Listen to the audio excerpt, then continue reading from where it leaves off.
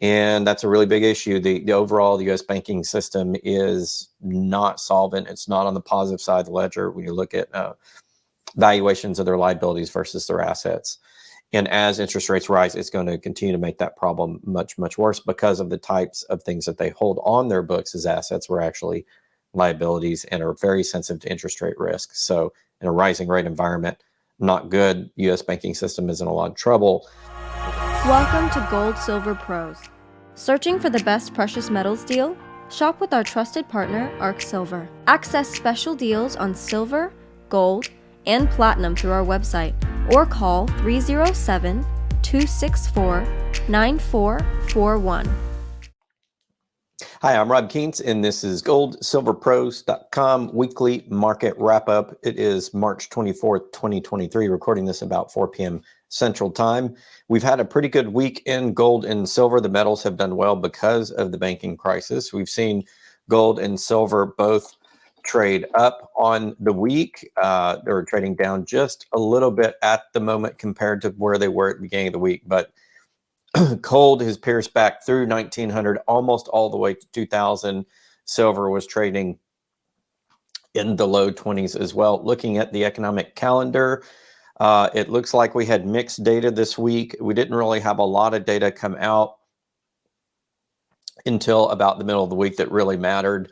Looking at the data, U.S. current account is negative 206.8 billion. That's down, meaning it actually got better. We spent less than we had spent in previous periods going out on imports, or spending money on imports, than we did on exports. That's mostly deflationary because we're simply demanding less goods because we have less money to spend.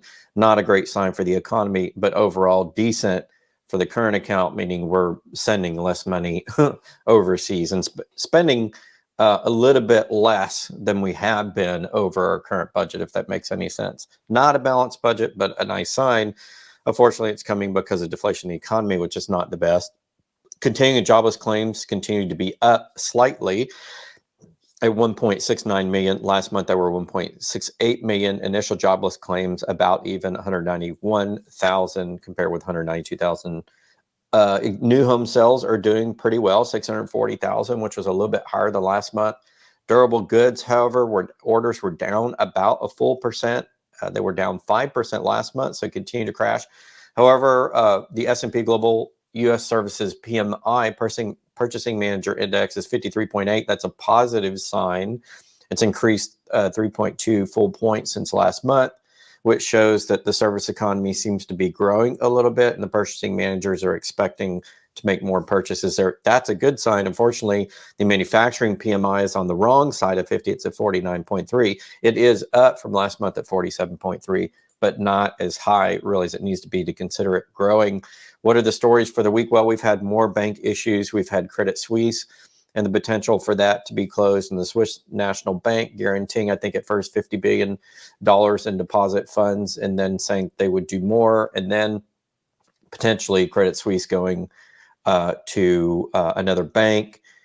We've had First Republic basically get bailed out by a consortium of banks, and now today the news has been that we've started to worry about Deutsche Bank. The headlines on CBC says Deutsche Bank is not the next Credit Suisse. Analysts say is panic spreads. Although Deutsche Bank has been in trouble, analysts say that recently they've done a good job at fixing their balance sheet after having a very tumultuous past few years.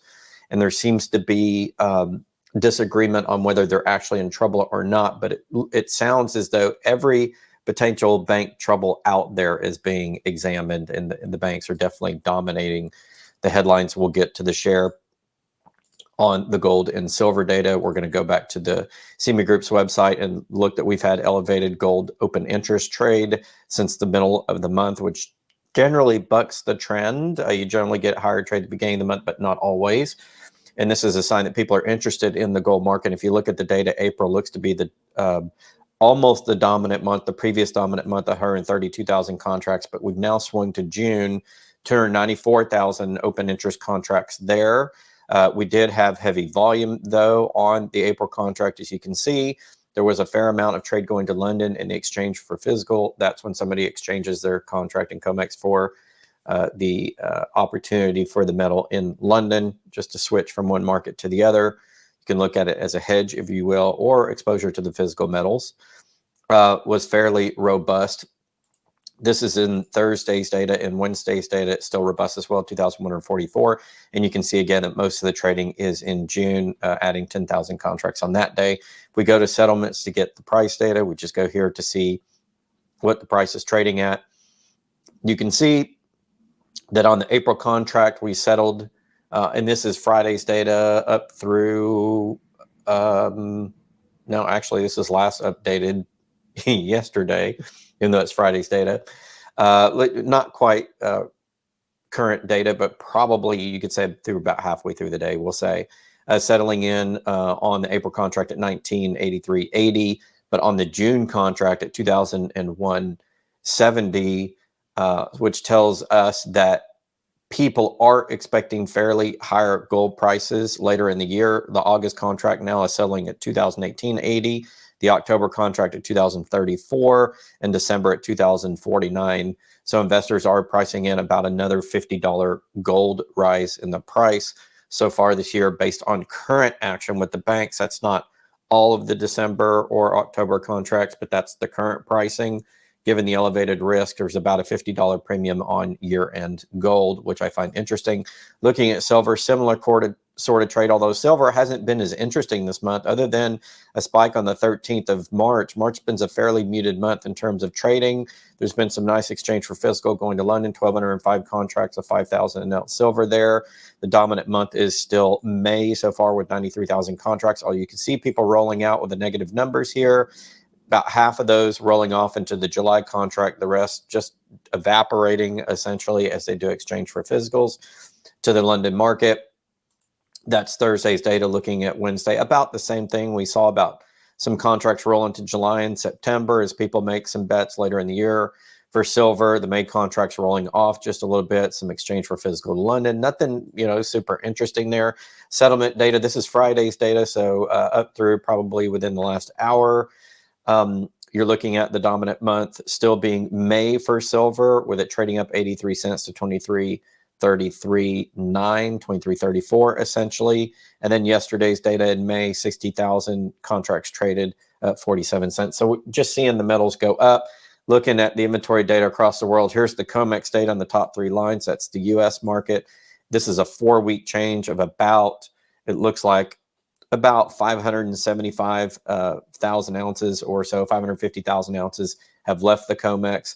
Overall, about 92,000 have come into both the COMEX and the ETF complex.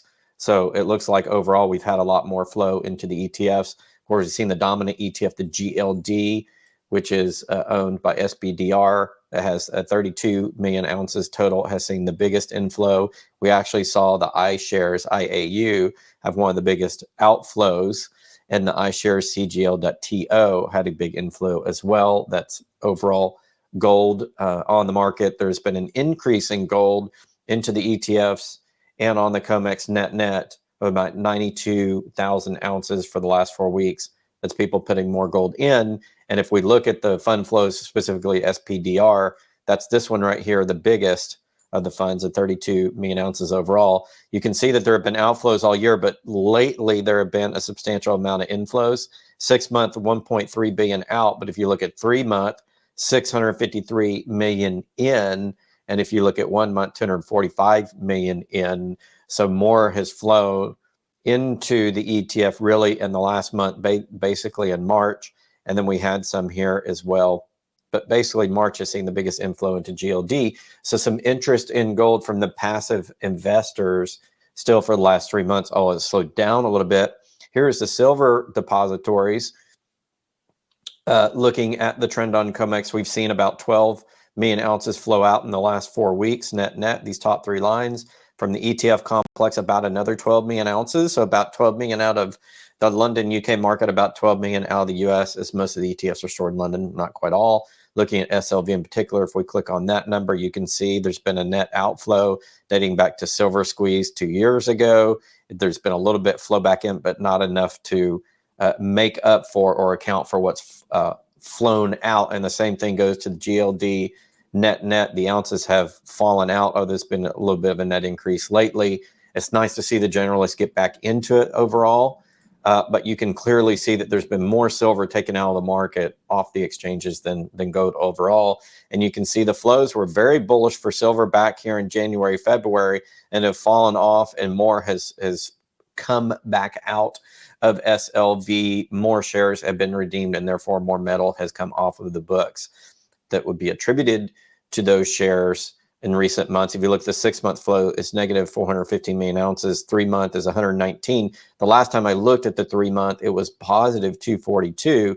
And the reason that that number has switched over really quickly is these flows here right in the middle of March in the last week to 10 days really took a lot of steam out of the flows into SLV from a silver perspective, because overall you can see those 5-day net flows of 317.27 million. They really wanted it.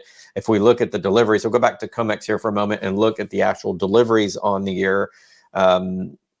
March was a decent month for gold and silver. We'll look at that. These are the gold futures right here. And there are a lot of different participating banks in there. So we're going to come down to the summary line for gold and silver. I'm sorry, for gold, that's copper. Here it is for gold. You can see the biggest month so far was February. This column had 15,350 contracts physically delivered. It was a modest month in March of 5198, and you had 6610 to begin the year. It generally happens that every other month is generally a pretty big delivery month for gold and silver. Not exactly always like that, but generally how it goes. So March was pretty good for an off delivery month, not a main delivery month for either for gold or silver. Well, it is one of the 6 ones that you typically will see delivery on. You're just not going to see a lot this year. It didn't look like the pattern. This is the 5,000 silver future contract. You can see a lot of deliveries December last year, 4705. Then it came down to 1022 for January of this year, this column, January. This is February column here, this column. You come down 919, and then March was nice at 3,146. And March has been the biggest delivery year so far as silver, but you'll see months with much more. You'll see months sometimes with 10 to 15,000 contracts delivered, as we saw all last year. Happened several times last year. So March will then fade into the background. It's not being a huge delivery month, but in any case, I wanted to show you what those physical deliveries are so you have an idea what the physical market looks like as compared to the paper market. Lots of trading, lots of stuff going on. Prices going up because of risk in the system and because of banks, and you saw that in both the gold and silver trade. Physical deliveries pretty high, maintaining being pretty high, but no blowout yet on the physical deliveries on the industrial side of the market. Of course, retail sales have been pretty strong. As I asked my retail and wholesale dealers, they've said physical demand for gold and silver have been pretty strong on the retail end for guys like you and me that buy it. But overall, the story of the week is still the banks. The banks still having issues staying solvent. We're now looking at ones like Credit Suisse and UBS helping out with that. And then now we're looking at Deutsche Bank and on all the potential problem banks. Which will be the next domino to fall, we don't know. There's disagreement on Deutsche Bank there, but definitely need to look at it. You can bet a bank coming a bank name coming to a TV set near you or a press release near you. Overall, if you look at the solvency of the banking system, maybe we'll make a video about this.